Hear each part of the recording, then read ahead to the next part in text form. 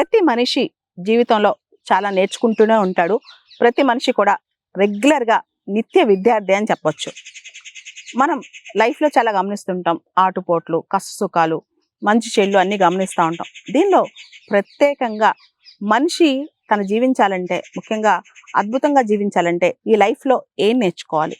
ముందుగా ఫస్ట్ మనందరం గుర్తుపెట్టుకోవాల్సింది లైఫ్ అనేది కొన్ని మూమెంట్స్, లైఫ్ అనేది కొన్ని ఎక్స్‌పీరియన్సెస్. అంటే ప్రతి దానిలో మనం లాభమే ఎతుక్కోకూడదు, లేదా ప్రతి దానిలో మనకు మంచి జరగాలనే కోరుకోకూడదు. కానీ ప్రతి దానిలో ఒక పాఠం, గుణపాఠం లేదా ఒక అనుభవం మనకు వస్తూనే ఉంటుంది. దాని నుంచి మనం చాలా పాఠాలు నేర్చుకోవాలి. లైఫ్‌లో మనం చేయాల్సిన మొదటి పని ఏంటంటే, కేవలం పుస్తకాల్లోనే కాదు, మనం అబ్జర్వ్ చేసే దానిలో, మనకు జరిగిన సంఘటనలో చాలా నేర్చుకుంటుంటాం అనమాట.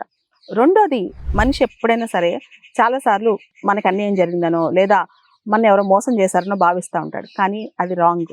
మనం పూర్తి స్థాయిలో మన లైఫ్‌కి మనమే బాధ్యత వహించాలి. అంటే మనకి ఏం జరిగినా దాని రెస్పాన్సిబిలిటీ మనదే అనమాట. అప్పుడు నిజంగానే మనిషి జీవితం నుంచి చాలా ఎక్కువ నేర్చుకుంటాడు.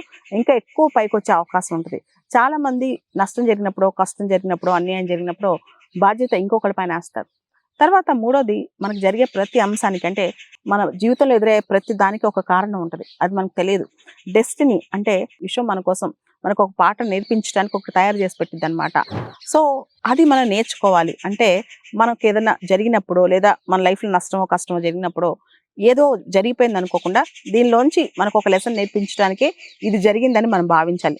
అన్నిటికన్నా ఎక్కువగా ప్రతి మనిషి కూడా లైఫ్ ఎక్స్‌పీరియన్సెస్‌ని ఎంజాయ్ చేయగలగాలి. అంటే అన్నీ మంచి జరగాలని, లేదా మనకే ఎందుకు చెడు జరుగుతుందని, లేదా మనకే నష్టం జరుగుతుందని కాదు.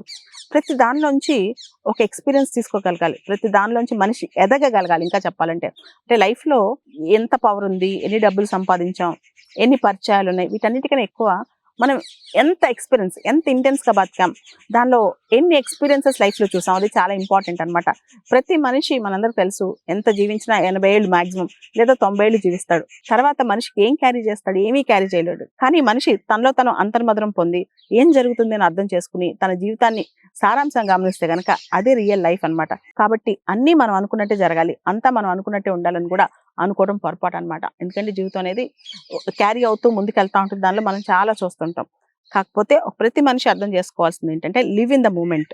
ఏ మూమెంట్ అయితే తను ఉన్నాడో, ఏ మూమెంట్లో అయితే తన లైఫ్‌ని చూస్తున్నాడో, ఆ మూమెంట్‌ని కరెక్ట్‌గా అర్థం చేసుకోగలగాలి. అప్పుడే పర్పస్ ఆఫ్ లైఫ్ ఏంటి, మనకి ఎలాంటి స్కిల్స్ ఉన్నాయి, ఇవన్నీ అర్థం చేసుకోవచ్చు అనమాట.